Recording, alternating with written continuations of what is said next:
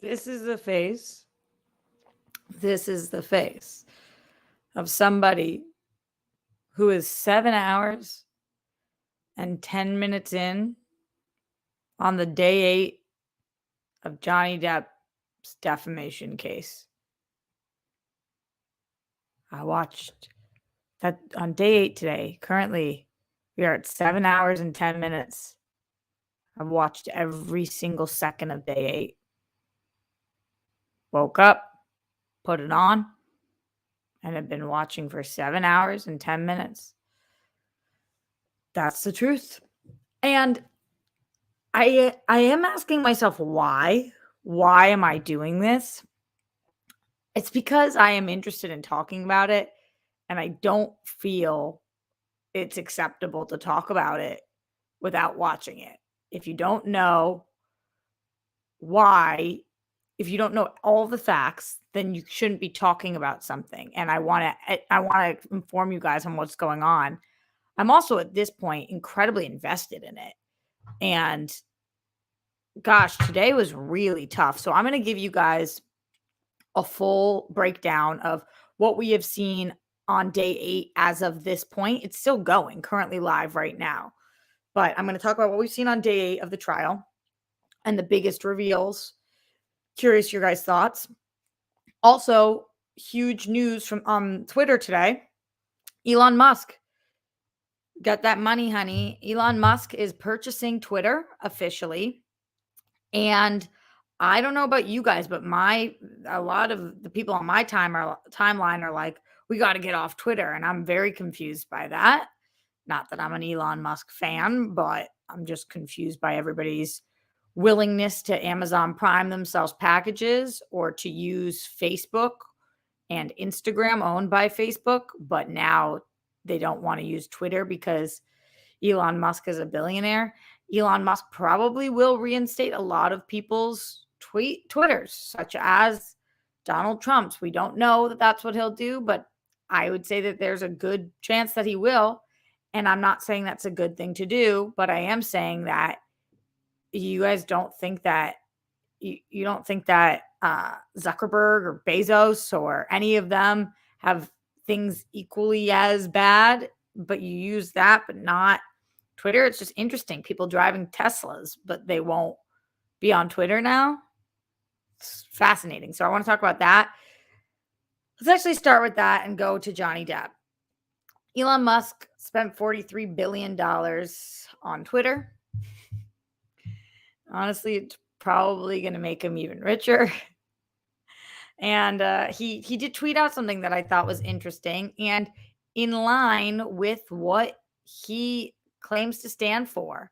He tweeted out, this is his tweet about his purchase of Twitter. He said, I hope that even my worst critics remain on Twitter because that is what free speech means. And I am with him. That is what free speech means. It is a bummer, though, that Twitter, Facebook, Instagram, they've all been used as platforms for misinformation and to spread lies. There is a difference between freedom of speech and the dangers you can cause to a society by lying about things that are not facts, such as vaccines and the lies that come about COVID-19. You always know it's a really serious topic when you don't just call it COVID, you call it COVID-19. It's like when I'm just casually talking about it, I'm like, yo, you got the Rona. But when I'm talking about it in this situation, it's like lies about COVID-19. Just interesting. This is what he also tweeted out an hour ago. So that was 4 hours ago. Then an hour ago, he tweeted out a picture of a quote that says, free speech is the bedrock of a functioning democracy, and Twitter is the digital town square where matters vital to the future of humanity are debated, said Mr. Musk. Mr. Musk sounds so weird.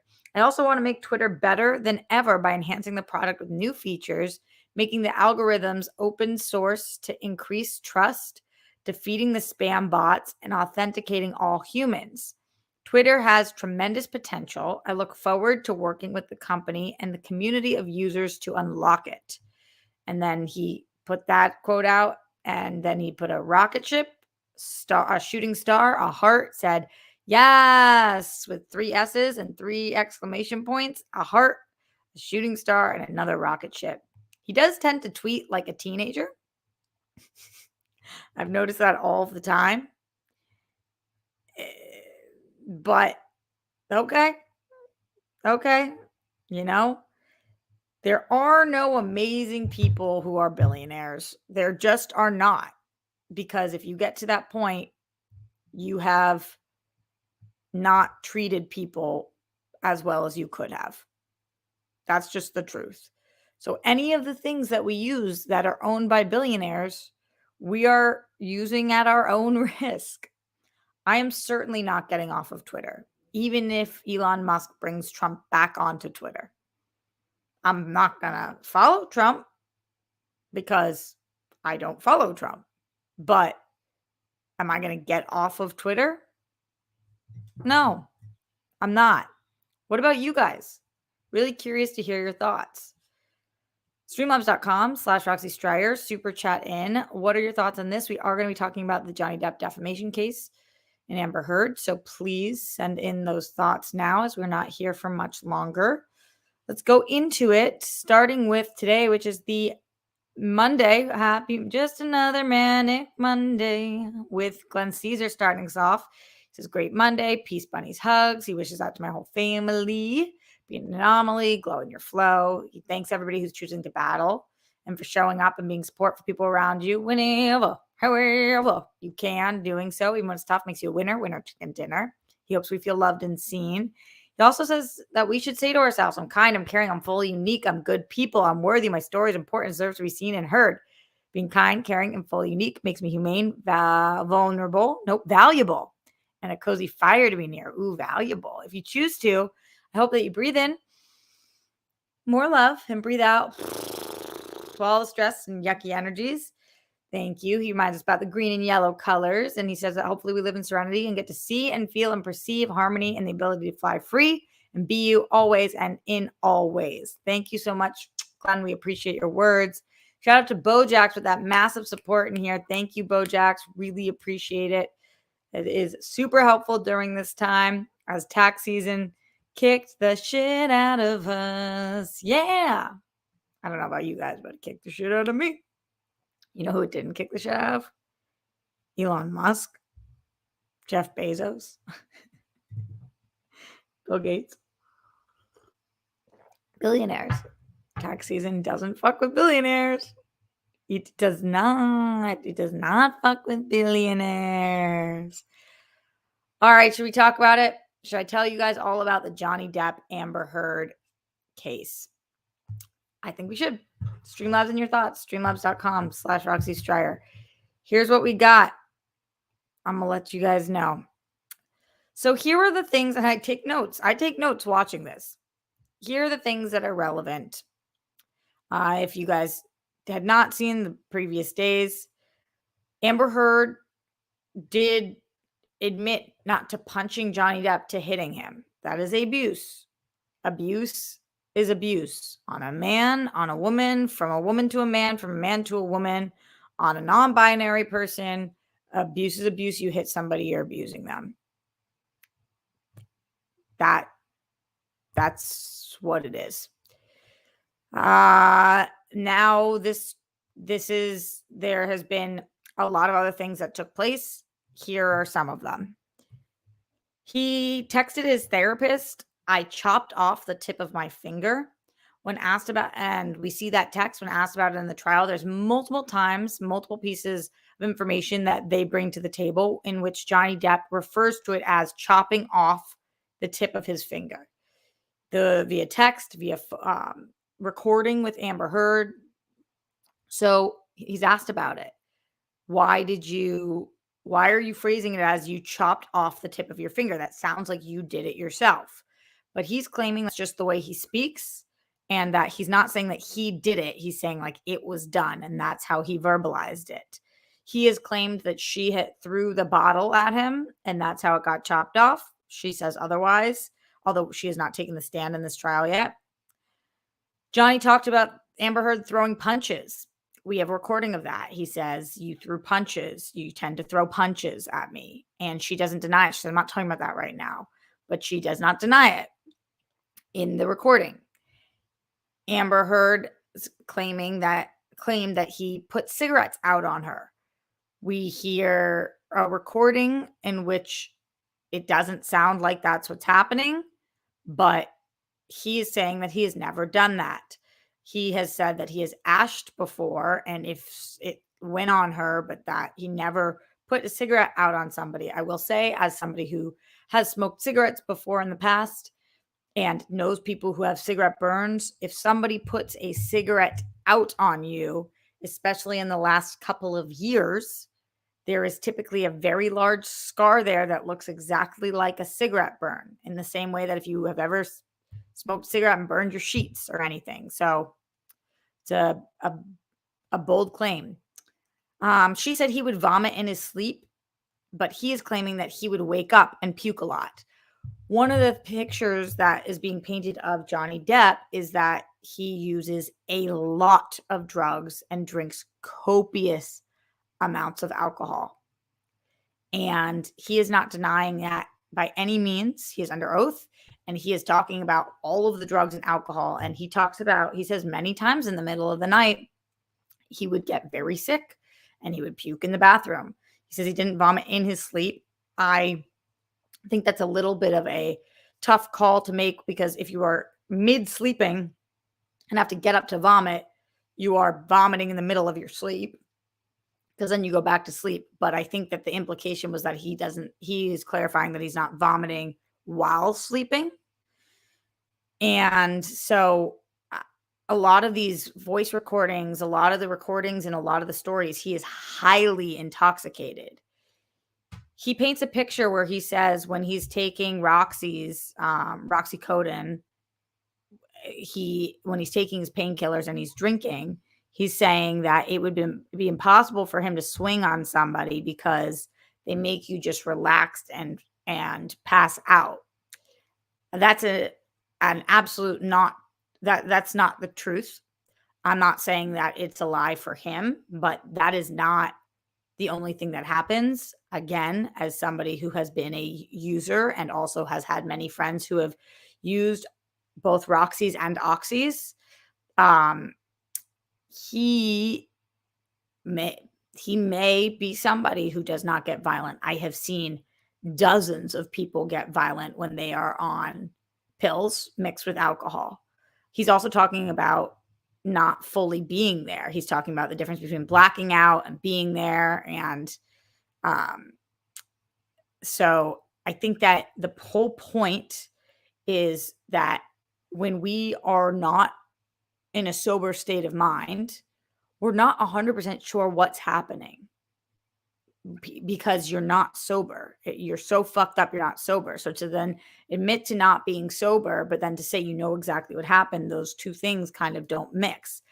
Simultaneously, very interestingly, we put Ben King, who was their house manager, on the stand for the last couple of hours. Ben King stocks the house with alcohol, and Ben King has said that he never saw Johnny Depp drink the alcohol when he was in the house, and that it was Amber Heard who was drinking between 1 and 2 bottles a day. I feel really bad for this house manager, Ben King. He does not know how to navigate the situation. He's a very proper British guy who's sitting there trying to answer the questions, and I think he is British, or is he Aussie? He went to Australia, but he is British. Whatever. He sounds like he's British, but I do listen at 1.5 times speed. But he's sitting there and he's getting bombarded with these questions. And, Johnny Depp is an actor and he's kind of used to the interview process, whatever. This man, I feel bad for, because it's like he's on trial, but he's not fucking on trial. But anyway, he talks about how, actually, I'll get to him in a second. To finish up Johnny being on the stand, there's recording of Johnny saying, Amber, why don't you smack me in the ear one more time? And when he's asked about that, he says that Amber would hit him so hard here that it'd be ringing. And she didn't deny that in the tape either. So it, yeah, and then Johnny gets off the stand. So it was a long, long trial of Johnny being there, reading texts, listening to things, pretty grueling, and pretty to me reading through the facts, it very much so seemed like, based on the evidence that was presented, this is a really, really disgusting relationship of two people that were abusing each other. Now, that could be varying degrees. That might be one physical abuse, one verbal abuse. They also play an audio recording of her telling him something about hitting, like why don't you just put another cigarette out on me or whatever. She says, why don't you put another cigarette out on me? And he says, um, shut up, you fat bitch, or shut up, you fat something. I forget whether it's fat bitch, fat whore, some fat blank word. And you hear him, it's like disgusting the way he speaks to her. I already talked to you guys about the text messages that were coming through that he was talking to, and that we were asked about that again today with Paul Bettany text messages that have gone pretty viral about him saying that they were going to fuck her. He was going to fuck her dead corpse to make sure she was dead and drown her and all of that. He says that that's just how he talks, that he's very colorful with his language. And it was really, him on the stand was disgusting. It was also disgusting to watch the internet. I was watching this on, let's see, House Manager on Law and Crime Network on YouTube, Law and Crime Network. And everybody in there is like, Johnny Depp is so hot. Johnny Depp is so sexy. Justice for Johnny. We love you, Johnny. Can't wait till Johnny gets back to work. And I was talking to my brother about this last night, and I think that we really fucked this up as a society, because Johnny Depp lost his job quite a bit ago, and there have been no repercussions or ramifications for Amber Heard. And because of that, I think people are fighting back twice as hard, because Amber right now is going to be starring in Aquaman 2, and Johnny Depp was kicked out of his franchise. So, Chris, honey, it's not all bots, babe. It's not. That when I talk to my friends, that's how they're feeling. Justice for Johnny. He said, stop taking social media so seriously. These are hundreds of thousands of people, Chris. You're not right on this one. There are some bots, but for the most part, the temperature of the room is that people think justice for Johnny. And while I feel as if Amber Heard has been, based on the evidence presented, I feel as if she has been abusive towards Johnny Depp. I also feel that Johnny has been abusive towards Amber Heard. And I think that we need to play by the same rules for people. If you are found to be abusive of somebody, if we decide in Hollywood that means you lose your job, then that's what it should mean for both people. And so I think people are so much more adamant about justice for Johnny. Johnny's so hot. Johnny's so sexy, because he's already suffered ramifications and she has not. And if he had not, then maybe we'd be going in on a more level playing field. So that is what I noticed so far. Now I want to get to the House Manager's portion. So we will talk about that in a second. He has a lot to say about the severed fingertip. But let's go to your Streamlabs first. Streamlabs.com/Roxy Stryer. We are getting out of here soon, so send in your Streamlabs, your bits, bots, thoughts, and twats. Bojack says, hey, Roxy. So season 3 premiere of Barry last night. I didn't watch it. It was fire. Looking forward to catching David Simon's We Own the City on HBO Max tonight. Also, some of the same actors from The Wire are in the show. Oh, and Better Call Saul is on tonight too. I will be watching Barry, of course. I need to check out We Own This City. I started watching Elle Fanning's show, The Girl from Plainville, about that case for the girl that convinced her boyfriend to kill himself via text message. Holy shit, it's a Hulu show, it's unbelievably done, so I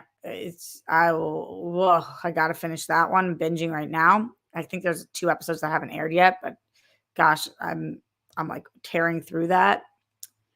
So yeah, I got a lot of TV to watch, but it's hard to catch up on my TV when I'm watching 7 hours of this a day, of this trial. It was a nice break over the weekend. Mark Jason Ali with that massive support. Thank you, Mark. You're amazing. Thank you so effing much. He said, Johnny versus Amber. Why? They're both toxic, right? As bad as each other. How's the family? Hashtag no pockets. I don't know if they're as bad as each other.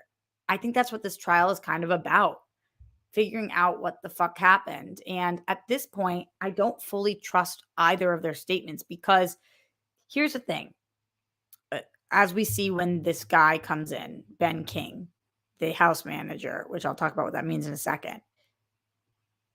Johnny Depp's team is claiming that Amber Heard threw a bottle at him. It severed the tip of his finger. And that is how he lost his finger. Amber Heard's team seems to be claiming that Johnny Depp took off his own fingertip. So one of those two is a lie. One of those two is a lie. And that means, it's not just like, that's not one of those situations where it's like everybody has a different perspective. Like if you're smoking a cigarette and somebody says that you burnt them with your cigarette, there could mean a bunch of different things. He could think he didn't because he might have just thrown it to the ground. She could think it hit her. But when we're talking about severing a finger, for him to say she did it and her to say he did it, one of those is the truth and one of those is a lie. And so it's very hard to decipher at this point. So it's really important that we bring in outside sources. It's important for this trial, to find out what is the truth. So here is what the house manager said. And the house manager is somebody who, he said he would go to these places beforehand, before they would get there. I say they were going on set, and he would make sure that the sheets were all done, clear everything up, make sure that this house was stocked with the things that they need, all of that kind of stuff. So he says that when he came into the house, Johnny Depp was looking for his fingertip. He asked if he could help. Johnny Depp said, yes, that would be good. And that the house manager, Ben King, actually is the one who found the severed fingertip. He said that the house was covered in blood. Blood drips up the stairs, blood on the sheets, blood on the comforters, blood downstairs, blood on the lamps. He said that the floors were destroyed to the point that they had to get sanded afterwards, that the carpets were all covered in blood, and that when he walked down and where he found the severed finger, he said that there was broken glass. That is how he described it. There is broken glass everywhere, and that he found the fingertip. Now, that means one of two things. Either the broken glass is related, and Amber threw the glass and it severed Johnny's finger, and it's exactly how he's telling it. Or the broken glass is unrelated, and they got in a fight. There was shattered glass. We've seen Johnny slam through the kitchen cabinets, hitting things. We know that Amber Heard has been not on her best behavior, throwing things. So broken glass everywhere sounds like multiple bottles to me, or multiple pieces of glass. Hard to decipher. Then he also talks about flying Amber Heard back to the United States, and then the next time they came back to Australia, he says it was like they were on their honeymoon at first. So this is describing an incredibly tumultuous relationship. And all of the voice recordings show us so. All of them. He also says that on the flight back to Australia, that he noticed that Amber Heard had many, many cuts on her arm, thin cuts that were uniform, he said. I don't know what that's in regards to. I don't know whether I don't think he was applying that Johnny cut her or that she cut herself. I don't think there was any implication. I think he was just saying, I know here are the things I saw. I found Johnny Depp's fingertip on the ground, so we know the tip was severed. I found broken glass. I found cuts on Amber Heard.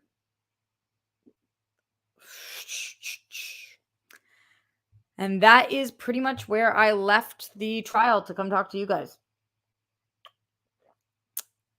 So before we get out of here, I'll take any last minute questions, comments, concerns. Because, oh boy, this is messy and we've got time, and Amber Heard hasn't even taken the stand yet. Streamlabs.com/Roxy Striar as my amazing mod, Beely Brandy says. Thank you. Appreciate you. Shout out to all of you guys who are in here live. Andrew W., John Perillo, Chris Braxton, Mohammed Belsine, Joseph Ashley, B. Lee, Sam Red, Mark Jason Ali with that fucking massive support. Adore him. Third Turd, John McCoy, Jamal Bayless, Galaghost, Abba, Fanda, all the people. You guys are great. Thank you for being here. Let's check out any final Streamlabs before we dip set. I'm watching the trial so you guys don't fucking have to. Bojax in the Streamlabs says it's pretty disturbing the way society gives celebrities a pass when it comes to toxic and abusive relationships to this day.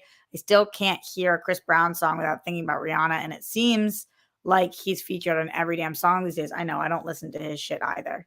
And there's so many stories I've heard about him since that are like equally as fucking bad that it seems like there's no way he's grown. Glenn Caesar in the Streamlab says, shout out to Mark Jason Ali for showing up. I guess you've got the clutch gene, LOL. Damn, even typing clutch gene was tough. Anyhow, thanks for being a great rock star, for helping make the No Pockets karaoke happen and reminding me to say #no pockets. I got no pockets. I do right now. My pants have pockets, but my top does not. My top has no pockets. My pants got pockets, but my top has no pockets. And that, you remember when I went through that phase, guys? And that's how the cookie crumbles.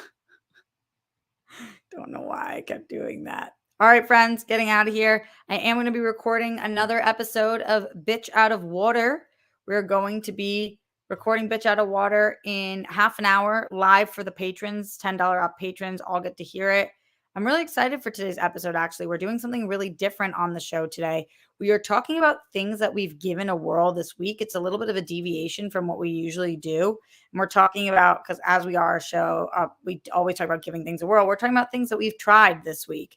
And each one of us tried to try a few new things this week. And we're going to talk about how that experience was. So it's going to be a really good one. If you are a patron, go and check that out in a half hour. If not, sign up, patreon.com/thewhirlgirls. Because I love that we're releasing this podcast now, but you guys, you don't get to see us, and it doesn't come out for weeks to months after we actually record it. So make sure that you go and check us out on Patreon. All right, my friends. In the meantime, thank you for the love. Thank you for the support. I hope everybody here who is in a relationship makes sure that they are treating themselves and each other with kindness as much as you can. Oh boy. Fucking disturbing stuff that we've got going on. Stay safe, stay sane. Put down the toilet seat and lid. We don't want those plumes. Don't trend with the Holocaust. Justice for all the people who lost their lives due to excessive force. And I will see you guys in half an hour for Bitch Out of Water, or else I will see you tomorrow. Will I see you tomorrow? Because we don't do a SEN tomorrow. Maybe I'll do a show here tomorrow then, because I'm not live on SEN. I know I've got a meeting with Winston, though. I'll try to be here. If not, I'll see you Wednesday for World Girl Wednesday, because we have that sick episode dropping of us being at the Academy Museum, and then here on Thursday again. Okay, much love. Stay safe, stay sane. Later.